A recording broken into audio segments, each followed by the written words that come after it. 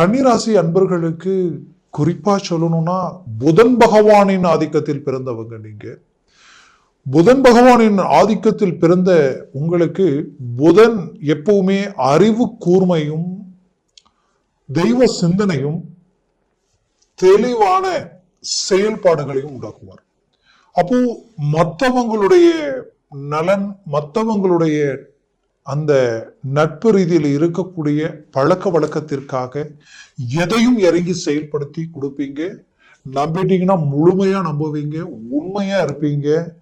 அதே போல ரொம்ப கிளாரிட்டியா இருப்பீங்க. எதுலையுமே சின்ன சின்ன குறைகள் கூட உங்க கண்ணுக்கு தெரிஞ்சிடும். சின்ன சின்ன மிஸ்டேக்ஸ் கூட கண்டுபிடிச்சிருவீங்க. உங்களை அவ்வளவு சீக்கிரமா யாராலையும் ஏமாற்ற முடியும். அவங்க என்ன செய்யறாங்க நல்லாவே தெரியும். அவங்களுக்கு தெரியாது, அது உங்களுக்கு தெரியும்ன்றது. ஆனா தெரிஞ்சும் சில விஷயங்களை கேட்காம மெயின்டைன் பண்ணுவீங்க. அது மட்டும் இல்லாம ஒரு சில விஷயங்களை அட்வான்டேஜா யோசிக்கக்கூடிய ஆற்றல் இந்த கன்னிராசி அன்பர்களுக்கு உண்டு. பின்னாடி இதுதான் நடக்கும், கொஞ்ச நாள் கழிச்சு இதுதான் நடக்க போகுதுன்றது இப்பவே யூகிக்கக்கூடிய அளவுக்கு அந்த அட்வான்டேஜ் மைண்ட் இருக்கு. என்ன ஒரு விஷயம்னா, இத்தனை காலமும் உங்களுடைய உழைப்பும் உங்களுடைய ஆற்றலையும் மற்றவங்க பயன்படுத்தி வாழ்ந்துட்டு இருந்தாங்களே தவிர நீங்க வளர்ச்சி அடையல. நீங்க இருக்கிற இடம் வளருது, நீங்க எங்க வேலை செய்யறீங்களோ அங்க வளர்ச்சி அடைகிறாங்க, உங்களை சார்ந்தவங்க வளர்ச்சி அடைகிறாங்க. ஆனா உங்களோட நட்பு வச்சு அவங்க கூட இன்னைக்கு நல்ல வளர்ச்சியை நோக்கி பயணம் பண்ணிட்டு இருக்கிறாங்க. நான் என்னுடைய லைஃப்ல நான் இவ்வளவு கஷ்டப்பட்டு இருக்கிறேன்னு நினைச்சு இன்னைக்கு உங்களோட நட்பு வச்சதுக்கு அப்புறம் பார்த்தா அவங்க படிப்படியா நல்ல இலக்கம் நோக்கி போறாங்க. ஏன் நீங்க வழிகாட்டினவங்க, நீங்க செய்த தொழில் இருந்த நீ இதை பண்ணிட்டு யாருக்கு என்னென்ன சொன்னீங்களோ எதை செஞ்சீங்களோ இன்னைக்கு அவங்கெல்லாம் நல்ல வளர்ச்சியை நோக்கி போயிட்டு இருக்காங்க. நீங்க கஷ்டப்பட்டு இருக்கக்கூடிய நிலைமை. உண்மையே சொல்லணும்னா மற்றவங்களுக்கு நல்லது செய்தும் இன்னைக்கு பாதிப்புகளை சந்திச்ச ராசியிலேயே கன்னிராசி அன்பர்கள் தான் அதிகம் சொல்லலாம். ஏன்னா இந்த ராசியை பொறுத்தவரையிலையும் ஒரு முடிவு எடுத்துட்டீங்கன்னா முடிவுல ஸ்ட்ராங்கா இருப்பீங்க. உள்ளொன்னு வச்சுக்கிட்டு வெளியில ஒண்ணு பேச தெரியாது. Boldness, straight forward.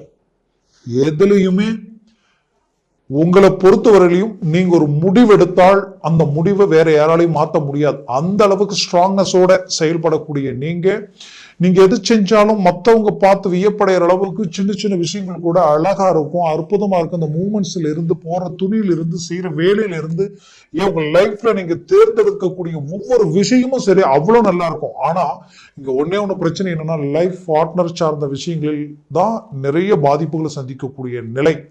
அது மட்டும் இல்லாம உங்க முயற்சியால எல்லாத்தையும் சமாளிக்கக்கூடிய நிலை. அதுவும் கன்னிராசி பெண்கள் நிறைய மன உளைச்சல்கள், நம்பிக்கை துரோகங்கள், நம்பி ஏமாறக்கூடிய ஒரு சூழல். திருமணமாகியும் சில பிரச்சனைகளோட அடுத்த கட்டத்துக்கு போகக்கூடிய ஒரு நிலை. எதிர்நீச்சல் போட்டு எல்லாத்தையும் சமாளிக்கக்கூடிய நிலை. உங்களுக்காக, உங்க சந்தோஷத்துக்காக வாழ்றதை விட்டுட்டு மற்றவங்க பார்வைக்கு, உங்களுடைய குடும்பத்திற்காகவே நீங்க வாழக்கூடிய நிலைமைக்கு மாறக்கூடிய ஒரு சூழல்கள். அப்போ இது எல்லாத்தையும் கடந்து வந்த கன்னிராசி அன்பர்களுக்கு 2025 வருடத்தில் நிறைய சிரமங்களை கடந்து வந்துட்டீங்க. ஏன்னா நிறைய ஆப்பர்ச்சுனிட்டிஸை உங்க முயற்சிகளால உருவாக்குனீங்க.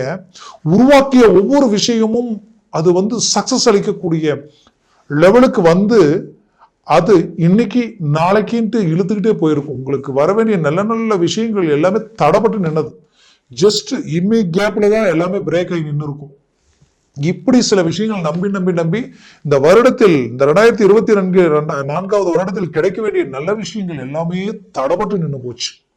இதனால உண்மையை சொல்லணும்னா வாங்காத கடனுக்கு வட்டியை கட்டுற மாதிரி நீங்க ஆரம்பிச்ச ப்ராஜெக்டை சரி பண்ணி எவ்வளவோ ரிஸ்க் எடுத்து இன்னைக்கு நிறைய கடனாளியானதுதான் மிச்சமே தவிர இதுல எந்த பலனையும் அடையலையன்ற ஒரு மன வருத்தம் உங்களுக்குள்ள இருந்திருக்கும். இதனால கொடுக்கல் வாங்கல், வாங்கின இடம் கொடுத்த இடம் எங்க நம்பிக்கை நானே கிட்டுன்ற ஒரு பயம், படுத்தா தூக்கம் இல்லை, பல யோசனைகள், பல சிந்தனைகள் அளவுக்கு சில மன உளைச்சல்கள். அப்போ இந்த மாதிரியான ஒரு நிலையில் இருந்து ஒரு நல்ல மாற்றங்கள் கிடைக்க என்ன வேணும்னா கிரக பெயர்ச்சிகள் நல்லா இருக்கணும். அது 2025 வருடத்தில் மாபெரும் சக்சஸ்ஃபுல்லான ஒரு விஷயம் என்னன்னு தெரியுங்களா? ஃபர்ஸ்ட் 7ஆம் வீட்டில் இருக்கிற ராகு, லக்னத்தில் அதாவது ராசியில் இருக்கக்கூடிய கேது தான் பெரிய லெவலில் உங்களுக்கு பிரச்சனை கொடுத்தது. இந்த கேது திடீர் முடிவுகள் எடுத்துருவீங்க, சடனா ஒரு முடிவு எடுத்துருவீங்க. சிலரெல்லாம் பாத்தீங்கன்னா ஆன்லைன்ல டக்குன்னு சில அமௌண்ட் போட்டு பெரிய லெவல்ல 10 ரூபா போட்டா 20 ரூபா வருன்ற அளவுக்கு சில வாய்ப்புகளை எதிர்பார்த்து எல்லாத்தையும் விட்டுட்டு இன்னைக்கு பெரிய லெவலுக்கு பிரச்சனைகளுக்கு ஆளாயிருப்பீங்க. இன்னும் சிலர் திடீர் முடிவுகள் எடுத்து சில இன்வெஸ்ட்மெண்ட் பண்ணி அந்த இன்வெஸ்ட்மெண்ட் அப்படியே பிளாக் ஆகிட்டு இருக்கும். சில தொழில் இறங்கி தொழில அடுத்த கட்டத்துக்கு கொண்டு போக முடியாம அப்படியே பிரேக் ஆயிருப்பீங்க. பார்ட்னர்ஷிப்பால நம்பி அந்த பார்ட்னர்ஷிப் அப்படியே விலகி போயிட்டு இருப்பாங்க. எல்லா பிரச்சனையும் உங்க தலை மேல விழுந்திருக்கும். இப்படி சில பிரச்சனைகளை இந்த கேது பகவான் உங்களுடைய ராசியில் இருந்து பண்ணிக்கிட்டே இருந்திருப்பார் கடந்த வருடத்தில். இவர் மே மாசம் 17ஆம் தேதி பயிற்சி ஆகிறார். அதே போல ராகு பகவான் 7ஆம் வீட்டில இருந்து கணவன் மனைவிக்குள்ள தேவையில்லாத பிரச்சனைகள், நட்பு ரீதியில் இருக்கிறவங்களுக்கு அந்த நட்புக்கும் பெரிய லெவல்ல சிக்கல்கள் உண்டாக்கி இருப்பார். அதே போல உங்களுடைய கிளைண்ட் சம்பந்தப்பட்ட ரீதியில வாடிக்கையாளர்களை திருப்திப்படுத்த முடியாத அளவுக்கு ஏதாவது ஒரு தொழில் வியாபாரமே செய்யணும்னா அந்த வியாபாரத்துல அது கனெக்ட் ஆகாத அளவுக்கு ஒரு சூழ்நிலைகள் உண்டாயிருக்கும். அப்போ அந்த 7ஆம் வீட்டுல இருந்த ராகு நல்ல விஷயங்கள் எல்லாத்தையும் பிரேக் பண்ணிட்டு இருந்தார். தொலைத்தொடர்புக்கு போகக்கூடிய வெளிநாடு வாய்ப்புகள் எல்லாமே தடை பண்ணியிருப்பார். பணம் கட்டிட்டு பணமும் வரல, வெளிநாடும் போகவும் முடியலன்ற நிலைமைக்கு ஆளாயிருந்திருப்பீங்க. குறிப்பா வெளிநாட்டில் மிக தொலைவில் இருந்த உங்க வெளிநாட்டில் இருந்து வேலை செய்யறவங்க நல்லா தான் போயிட்டு இருந்ததுங்க. இப்ப திடீர்னு வேலையில குழப்பம் வந்துருச்சு, இன்னொரு வேலையை பார்க்கணும், என்ன செய்ய போறேன்னு தெரியலன்ற அளவுக்கு தடுமாறக்கூடிய ஒரு நிலைமையை இந்த ராகு பகவான் உருவாக்கி இருப்பார். இங்க இந்த வருடத்தில் உங்களுக்கு ஹைலைட் என்னன்னா, வருஷம் பிறந்த 5ஆம் தேதியே உங்களுக்கு குரு பகவான் வக்ர நிவர்த்தி ஆயிடுவாருங்க. இவர் வக்ர நிவர்த்தி ஆயிட்டாரே நமக்கு மைண்ட் செட் ஒரு கிளியர் ஆயிடும். கிட்டத்தட்ட இந்த வக்ர நிலையில இந்த 2024ஆம் வருடத்தில், அதுவும் கடைசி காலகட்டங்களில் எல்லாம் ரொம்ப ரொம்ப பிரச்சனைகளை சந்திச்சுட்டீங்க. உங்களுக்கு எதில் என்ன பேச தகுதி இல்லாதவங்களெல்லாம் உங்களை விமர்சனம் பண்ணக்கூடிய ஒரு நிலைமையெல்லாம் சந்திச்சிருப்பீங்க. இந்த நிலைமை எதிரிக்கு கூட வரக்கூடாது. சொந்தம் பந்தம், ஏன் உங்க கூட பிறந்தவங்க, உங்களை பெத்தவங்க, எல்லா விதத்திலையுமே சலிப்பு சங்கடங்கள், தான் பெற்ற பிள்ளைகளை தன் பேச்சை கேட்க முடியாத ஒரு சூழல், எல்லாமே சலசலப்புகள். இது எல்லாத்துக்கும் காரணம் பாத்தீங்கன்னா இந்த குரு வக்ர நிலை. அப்போ பிறந்த 5ஆம் தேதியே 1ஆவது மாசம் 5ஆம் தேதியே குரு வக்ர நிவர்த்தி ஆகிறது உங்களுக்கு ஹைலைட். அப்போ மே மாசம் வரைக்கும் இது ஒரு டாப் பொசிஷன்ல உங்களுக்கு வேலை செய்யும். அருமையான வாய்ப்பு, சரியா பயன்படுத்தினால் திருமண வாய்ப்புகள் தடையானவங்களுக்கு ஒரு நல்ல ஆப்பர்ச்சுனிட்டி. லைஃப் மனவர வரைக்கும் போய் நினைச்சு வருத்தம் இருந்தா கூட வேண்டாம், கவலையே வேண்டாம். உங்களுக்கு அருமையான வாழ்க்கை அமையுது, சக்சஸ்ஃபுல்லான லைஃப் உங்களுக்கு கிடைக்குது. ஒண்ணு. ரெண்டாவது பாத்தீங்கன்னா, அடுத்தது அப்படியே பாத்தீங்கன்னா உங்களுடைய 7ஆம் பாவம் மட்டுமல்லாம அந்த ராகு பகவான் பிளஸ் இந்த கேது பகவான், இந்த ராகு 6ஆம் வீட்டிற்கு வந்துருவாருங்க. 6இல் ராகு நின்றால் எதிரியும் காலடியில் விழக்கூடிய ஒரு வாய்ப்பு உண்டாகிடும். இத்தனை நாட்களா உங்களுக்கு தொந்தரவுகள் கொடுத்த எதிர்ப்பு, போட்டி, பொறாமைகள் எல்லாம் வெளியிடும். நீங்க ஒரு தொழில் ஆரம்பிச்சிருப்பீங்க, எப்படி நீ தொழில் செஞ்சிடலாம் பார்த்துக்கலாம் அளவுக்கெல்லாம் சில எதிர்ப்புகளை சந்திச்சிருப்பீங்க கடந்த வருடத்தில். அதனால நிறைய மன உளைச்சலுக்கு ஆளாயிருந்திருப்பீங்க, நிறைய குழப்பங்களுக்கு ஆளாயிருப்பீங்க. இதெல்லாம் எப்படி சரி பண்ண போறோம் பார்த்தா எந்த தொழில தொடங்கினாலும் நஷ்டமாகுது. இந்த தொழில இருந்து அந்த தொழிலுக்கு போலாம், அதுல இருந்து இன்னொரு வேலையை செய்யலாம், ஏதாவது ஒரு வியாபாரம் பண்ணா அந்த வியாபாரம் தொடங்கும் பொழுது நல்லா இருக்கும், அப்படியே போக போக பார்த்தா அப்படியே டவுன் பண்ணிடும்.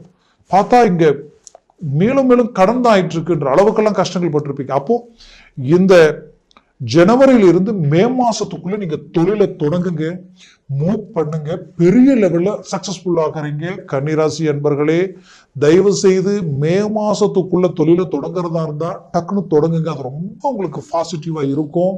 மே மாசத்துக்கு மேல அது இன்னுமே ஹை லெவலுக்கு போகக்கூடிய வாய்ப்புகளை உண்டாக்கிடும். ஏன்னா குரு பகவான் உங்களுக்கு பாக்கிய சம்பந்தப்பட்ட இடத்துல நிக்கிறாரு. அப்போ அவர் 10ஆம் வீட்டிற்கு போறதுக்குள்ள நீங்க அதை செஞ்சிடணும். 10ஆம் வீட்டிற்கு போனதுக்கு அப்புறம் நீங்க தொழிலை தொடங்குறது, வேலையை மாற்றங்கள் பண்றது, டிரான்ஸ்பர் வாங்கிக்கலாம்னு எடுக்கிறதெல்லாம் வேண்டாம். அதுக்குள்ளேயே இது எல்லாத்தையும் பார்த்துக்கணும், அதுக்குள்ளேயே இது எல்லாத்தையும் பண்ணிக்கணும். திருமண வாய்ப்புகள் அதுக்குள்ள முடிச்சிடணும். எக்காரணத்தை கொண்டு திருமண முயற்சிகளை சடனா அமைச்சு முடிச்சிடணும். அடுத்தது பாத்தீங்கன்னா உங்களுக்கு ரொம்ப முக்கியமான விஷயம் என்னன்னா, இந்த குரு பார்வை விழக்கூடிய இடம், குடும்பஸ்தானத்துல குரு பார்வை விழுது, தனம் செல்வம் செல்வாக்கு பெருகக்கூடிய இடத்துல குரு பார்வை விழுது. அப்போ குடுக்கல் வாங்கல் பெருகும். கொடுத்த பணம் ரொம்ப நாளா வரலன்னு நினைச்சீங்கன்னா அது உங்களை வந்து சேரும். அதுலயும் குடும்ப ரீதியில் இருக்கக்கூடிய சிக்கல் நீங்கிறது மட்டுமல்லாம குடும்ப விருத்தியாகும். புத்திர பாக்கியம் இல்லை நினைக்கிறவங்களுக்கு புத்திர பாக்கியம் கிடைக்கும். அதுலயும் உங்களுடைய வாழ்க்கையில உங்களுடைய சகோதர சகோதரிகளால சொத்து சம்பந்தப்பட்ட பிரச்சனைகளோ, சலிப்பு சங்கட சம்பந்தப்பட்ட பிரச்சனைகளோ இருந்தால் அது இந்த நேரத்துல தீர்வுக்கு வந்துடும்.